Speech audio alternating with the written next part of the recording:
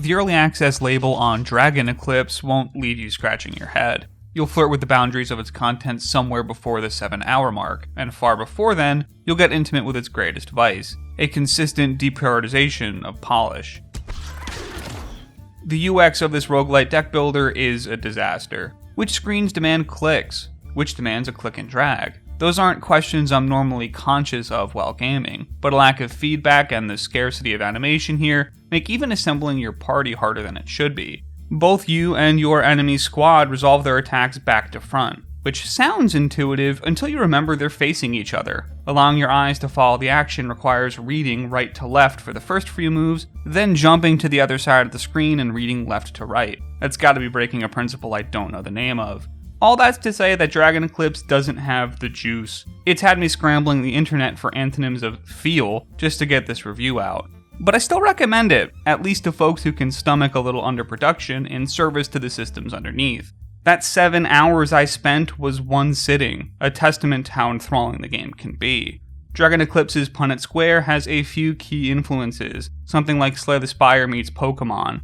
Each run has you taking 3 of your Mystlings, little evolvable creatures that can say their own names, and trying to beef them up as much as possible before the doomsday clock is done ticking and the final boss comes to fight you. Runs, successful or otherwise, yield experience that unlocks more card options for future runs, more eggs from which Mystlings can be hatched, and more trainers with their own sets of passive boosts. The aspect of the trainer isn't just a Pokemon reference, but a meaningful differentiation in how Dragon Eclipse plays. Your Mystlings are beings independent of you and your cards. They have their own attacks, their own spells, and their own passives. Your bread and butter attack card in a regular deck builder might read as deal 6 damage, but in Dragon Eclipse, your card is more like issuing an attack rather than an attack in and of itself, one whose power is contingent on the power of the Mystling. In that way, the relationship your cards have with the game is Dragon Eclipse's key feature. Here they're much more like support cards to nudge your beasts into particular patterns or tease out strength that's latent within them.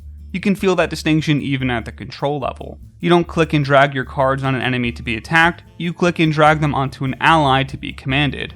A cool touch, albeit one that demands a lot of unlearning inherited muscle memory to do reliably. Hitting the end of turn button doesn't just pass the game over to your opponent, but also causes everyone to activate their end of turn effects, usually a combination of self buffs and attacks on the enemy. There are a lot of strategy making opportunities within this system, and lots of Mystling synergies to find. One of my most successful runs involved using a Mystling with easy access to card draw, and a Mystling with bonus damage contingent on hand size. In another run, I ran 2 support monsters that just existed to turbo scale my Frogmar, a volcanic frog with incredible strength scaling at the cost of losing shield for it. Finding and exploiting these combinations is great fun, though having a build with extreme reliance on a singular Mystling does pose risks. One of the rules level incentives for going wide and keeping the whole team strong is the way passive roguelite boosts work here. You can buy relics after each fight that give permanent upgrades for the rest of the run. There are 2 twists. 1. You tie them to a specific Mystling on purchase, and 2. Their cost scales up depending on how many relics that Mystling already has equipped. The further you invest into one individual Mystling, the more costly that investment becomes, giving you a reason to spread your strength instead of just blindly following one strategy. Evolution encourages similar behavior. Mystlings get their new, mature form only when 4 relics have been equipped to them. If your strategy had you funneling all strength into a singular Mystling, you may find yourself at the final boss with only one single evolved monster, sacrificing the bonus stats and empowered cards that evolving all of your units could have brought. Though, to be honest, that may not matter.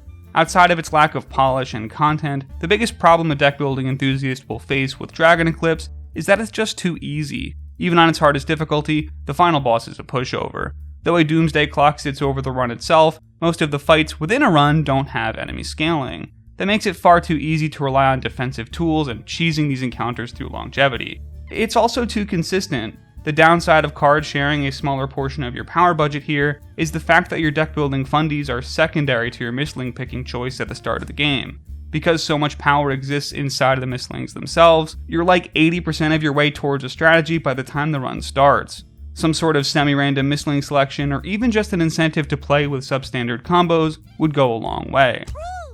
Dragon Eclipse is crudely made and content light, but its team building and monster collecting is a compelling twist on the deck building standard. It's worth a play, if not worth the long-term relationship this genre is often capable of. It has a strong foundation to go from good to great, assuming it uses this early access period to evolve.